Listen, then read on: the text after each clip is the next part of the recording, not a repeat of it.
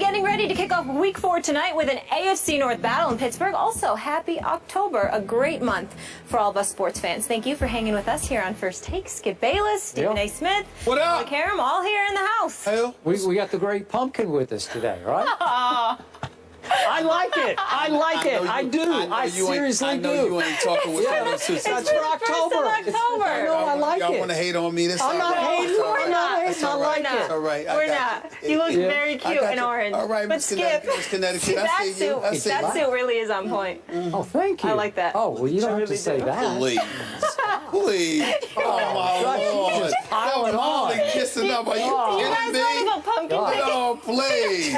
Please, you got to be crazy. Get some apple cider. Let's go. Let's go. Haunted house. It's gonna be one of those days. Coming up, We the got to Blue get Jays. serious. Yes. Right. Game face clinched the AL East last night, forcing Stephen A's Yanks, I really am piling on, to fight for the wild card spot. How worried is our Mr. Yankee? Plus, LeBron says there'll be no love lost on the Cavs this season. We'll explain that later in the program. But first, it's Thursday, so you all know what that means. Football. AFC North rivals face off in Pittsburgh. We know they'll both be fired up for this one. The winless Ravens take on the 2-1 Steelers. Now, with Ben Roethlisberger out 4 to 6 weeks with a knee injury, Michael Vick will get the nod for the Steelers, who last year ranked last in total QBR, completion percentage, and yards per attempt. On the other side, take a look at how Big Ben has fared against the Ravens, 11-7 compared to other Steelers quarterbacks, 1-6. No bueno. Check out the difference in yards per game as well. So initially, Pittsburgh was a 3.5-point favorite. Now with Ben out, Baltimore is a 2.5-point favorite on the road. Stephen A., will the Ravens get their first win this season tonight? Molly, a.k.a. Miss Connecticut. Skip Bayless. Skip Bayless. Yeah, a.k.a. hater. Yeah. I'm glad you know it. Glad you said it. Let me say this to you. Seriously speaking, the Ravens are in a desperate situation. They are. They have absolutely got to win this game, or in my estimation, this season is over. Yep.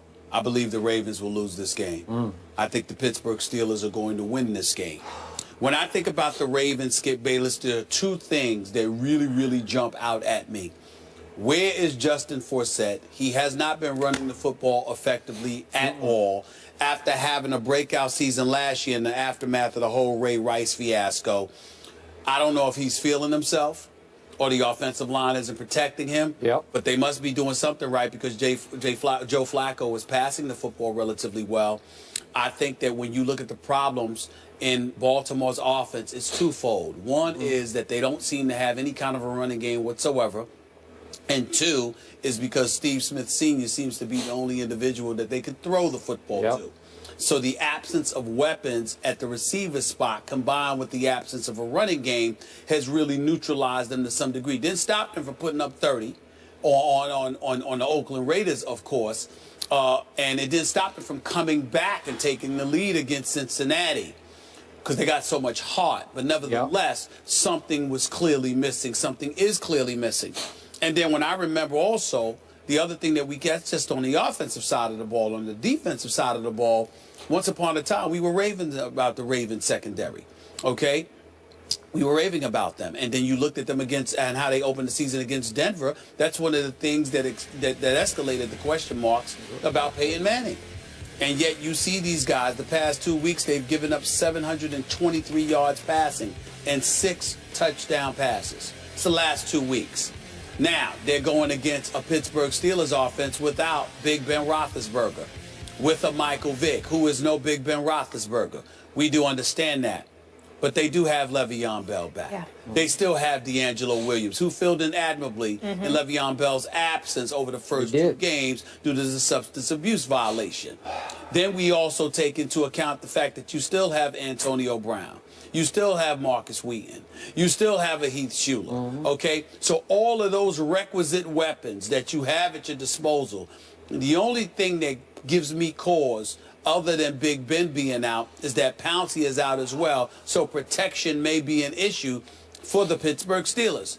But then I remember that Terrell Suggs got injured, and he's out for the year. And McPhee got moved away, and he left for Chicago. So the combination of those 2 premier pass rushers for the Ravens, who are no longer in the lineup, combining that with the Ravens' secondary issues because guys like A.J. Green seem to do what they want, when they want it, how they want it. I think it's a lot for the Ravens to overcome. If this game were in Baltimore, I would say that the Ravens would have the edge, despite everything that I said, because the adrenaline and the momentum from that home crowd, combined with Michael Vick being on the road, I think would be too much for them to overcome. But because it's in Pittsburgh, I'm going to pick just as much heart as it is head, and I'm going to roll with the Steelers to win tonight's game. I think it'll be close, like 20-19 until until the fourth quarter arrives, and then I think the Steelers will pull away and they'll win something along the lines of 32-19. 32. I'm writing that down. 32-19. I cannot disagree with one point that you made, except for your conclusion. I'm going to go with the Ravens tonight, but I think you'll be able to appreciate how my emotions are mixed by the two quarterbacks. Sure. Michael Vick is one of the great redemption stories in the history of professional sports. Without question. I don't want to walk back through all of it. You know, obviously, I'm a dog lover. I don't forget, but I definitely have forgiven Michael Vick. And I throw that out there just because what he has done to rehabilitate not only his image, but just his whole being, the way he carries himself, which I find 100% authentic and genuine, is it is up there with some of the greatest things I've seen off the field in all my time covering sports. So I have become, and I know the dog lovers are going to say, how can you say this? But I've become a Michael Vick fan. That would be because he's become a good man. He has become a good man. And I get that. My heart tells me his heart is in the right place. Even about dogs, it's in the right place. And I also believe in Mike Tomlin because I believe agree. Mike Tomlin wouldn't bring him on unless he was a good man. All right. He is now facing a quarterback I have often criticized on this show. I have called Joe Flacco many times Joe Fluco on this show because when you least expect it, talk about QBRs, he'll throw you one of those 0.3 QBRs. When you least expect it, he can be Fluco. But I keep looking at his numbers at this stadium, and he is 4-6 against Pittsburgh at Pittsburgh. That's a really good bottom line, that you've beaten this team 4 times, at your arch rival, 4 times in its stadium in Pittsburgh, Pennsylvania, including last year's first round of the playoffs, which led on to the New England game, which became very controversial. But remember, Flacco was great against Pittsburgh last year in the playoffs. So the last time Pittsburgh saw him at Pittsburgh, he lit him up. I think he's going to do it again tonight. I think he just has Pittsburgh's number at Pittsburgh. And here's my issue. Even though I root for Michael Vick, as you well know, last year for quarterbacks who had 100 or more attempts, he had the worst QBR, scale of 0 to 100, in all of pro football. Last year, his completion percentage for the Jets was the worst in pro football. His completion percentage has declined over the last 3 seasons, down, down, down. And now I'm back to your point that you have driven home to me. Man, he's like a punch-drunk fighter, right? A boxer. Am I right? Like you have cauliflower, not ear, but body. Like everything's beat up. You have taken such a beating for so long that the cumulative impact of that, I'm going to use your line, he gets hit in the ribs and he grabs his head. In Philadelphia. Mike Vick knows where I stand with that. Yep. I mean, it used to drive me crazy when he was in Philadelphia. I thought he was on suicide watch, for crying out loud, because of the lack of protection that he was getting from that offensive line. I just thought that he was like the Walking Dead. And I remember one time, that I forgot who it was, for Arizona, when they caught him, the Eagles were at the 2-yard line. Yep, I remember this. Yeah, and he got hit, and he dropped like a corpse. And he dropped the football. And he dropped the football the other way. Yeah, for 6 points. Yeah. It's just unbelievable how much he got hit in Philadelphia. Okay, so I know that Mike Tomlin loves him some Michael Vick. They went to the same high school in Virginia. Okay, my issue is, and I asked you this yesterday, are you sure Mike Tomlin didn't bring him in as his backup to Big Ben more with his heart than his head? Maybe, because now you're thrown into a short week prep situation to throw Michael Vick into the fire of an offense that we all agree has lots of weapons, except the quarterback he's replacing plays completely differently than Michael Vick plays. So you're going to just change horses in midstream, so to speak? Really? Those are good points. I can't argue with any of your points either. But let me ask you this question, and this is a legit, serious question. I really want to know what your thoughts are about this. Skip Bayless, in my opinion, there's no way in hell that Michael Vick should have been on the outside looking for a job.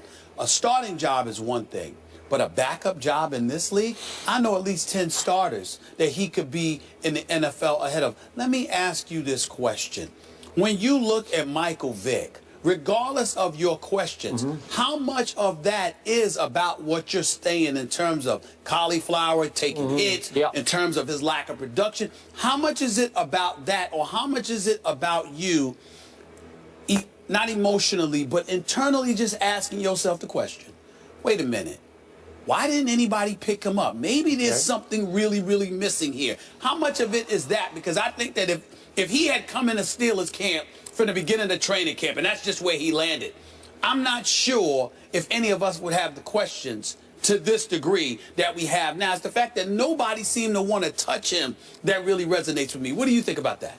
Michael Vick's comments to the New York media last year indicated he was nearing retirement, like he was considering this, I'm going to hang him up. Okay. And it felt like the rest of the league thought it was about time for him to hang him up. Got it. And even you agreed with me when Mike Tomlin shocked us all by bringing in Michael Vick to replace Landry Jones as the backup quarterback. Even you said, man, this is probably his last hurrah. Like nobody else would have given him this last stop. But right? I didn't think he deserved that. I just think he had issues with the dog lovers. Okay, well, I'm sure that plays some role. And then I think that the durability issue definitely is a huge deal for me. All right? Yeah. Okay, so given that, you have now picked your Pittsburgh Steelers to score 32 points tonight with Michael Vick at quarterback. Boy, that's putting a lot of pressure on him, and I think your expectations are awfully high. Well, let me tell you why I don't think it's awful high, because I think Le'Veon Bell is considered, largely the best running back in football, not just because of his ability to run, but his ability to combo running back that he is. Like Adrian Peterson's got more yards than anybody as a running back in the NFL at this particular moment in time. But the bottom line is he can't catch out of the backfield the way Le'Veon Bell can, which is why Le'Veon Bell is so appreciated. All right. So if you're Michael Vick in Pittsburgh and you've got an offensive coordinator like Todd Haley with Mike Tomlin watching over him, insisting you dip and dunk to a Le'Veon Bell, then suddenly you're Michael Vick, and it ain't called upon you to just drop back and try to fling that football. You've got guys that you can hit in short yardage situations with him and Antonio Brown more than capable of making plays after the catch. Okay. And I think that limits the risk of Michael Vick. So therefore, you're not asking Michael Vick to be the one to produce those 32 points that I predicted. I'm leaning on Le'Veon Bell and Antonio Brown and Marcus Wheaton and Heath Shuler and those boys. That's the difference. I agree, but not to compare Brandon Weeden to Michael Vick, but I saw what happened to my Cowboys, and I like Brandon Weeden, but when you throw him in there, it doesn't look the same anymore. Okay. And I don't think the Steelers he's had a lot are more gonna, time with that team. He's been there for 2 years. Yep. Michael Vick is on a short week. My goodness, that's a lot to ask him. I think he's going to have his struggles tonight. Okay. By the way, I meant Heath Miller. I'm sorry. Heath Miller. Yeah, I know. You got it. Okay, so now back to the Ravens. I'm going to dig in on this. Okay. I still think they're being underrated. Again, our power rankings, voted upon by our writers on ESPN.com, have them all the way down at 22. Yep. But our analytics department hangs right in there and says, no, they're the 11th best team in pro football. Well, that's ridiculous. Okay, well, let's see. I don't know if it's ridiculous. I don't know if you could say 11 when you 0-3. Okay, but how did they get to 0-3? They could have won all three of them, and two of them are against really good teams. But Skip, they lost to the Oakland Raiders. Now wait. I know, at Oakland, there's no cakewalk anymore. That's no gimme. Excuse me. We're learning that there's the possibility that they're not a cakewalk we discussed anymore. it yesterday. We're not sure yet. Okay. We're not but remember sure. what happened. Flacco was throwing into the end zone in the opener at Denver. Okay. And made a great throw to Crockett Gilmore, and I thought it was going to be a touchdown, and two Broncos fly across and break it up and intercept the pass. It was a great play, and it cost them at the buzzer the game. And then they had to stay out west because they had to play the Oakland Raiders at Oakland. And they lost Terrell Suggs. Okay, I keep saying Terrell Suggs. Yep. Okay, they lose him in the fourth quarter, late in the game against Peyton Manning. Yeah, and it was a game at the time. Oh, okay, there's a little hangover going on, and then they're ahead of the Oakland Raiders, and they give up a late touchdown pass. The Bengals. No, You mean last week? no, I'm talking about the Raiders when they had to stay out west. Right. They're ahead of them, and it took a late touchdown pass by Derek Carr out of the blue to beat them 37-33. I want to hear anything about staying out west. What the hell were they in? The Motel 6? I'm sure they were chilling. They went in the Ritz-Carlton or whatever. They didn't get to go home. Out there. Okay, how often does that happen during an NFL season? I understand. Rarely. I understand it's foreign, but that's like giving the Jets or the Dolphins an excuse that London, they got to fly to London. How often do you do that? Right. So whoever goes out there, somebody got to win. Come on now. I can't use that Justin as an excuse. Forsett is being underrated. He will have a good game tonight. He'll have a better game than he's had because he had no game. He was fantastic last year. I know he was fantastic. I don't get why he's not running. And you know what? Steve Smith, your namesake, or are you his namesake? I'm not which way. Well, I am older. I am older. Okay, you're older. But speaking of getting older, the older he gets to me, the better he gets. I'm serious. The other night. I mean, he's Steve Smith Senior. We keep emphasizing senior. It's going to be a good matchup between him and Mike Mitchell. He's still playing like he's a junior to me. Listen, I have him on both my fantasy teams. I know you guys aren't into that, but I believe yeah, of course. That makes a world of difference. That's all that matters. So this show is over because Molly's got it on his Exactly. You guys are missing out on life. Stop Fantasy talking. is fun. Unbelievable. Okay. Now America believes in Steve Smith. All right, so bottom line. They always did. I'm going to go. I don't think Michael Vick can score more than, I'm going to throw this out, 23 points. And I got Flacco scoring 25. Just an odd little score, but 25-23 Flacco over Vick. That's what I'm boiling it down. 32-19. All right, you got it. Let's roll. All right, moving on.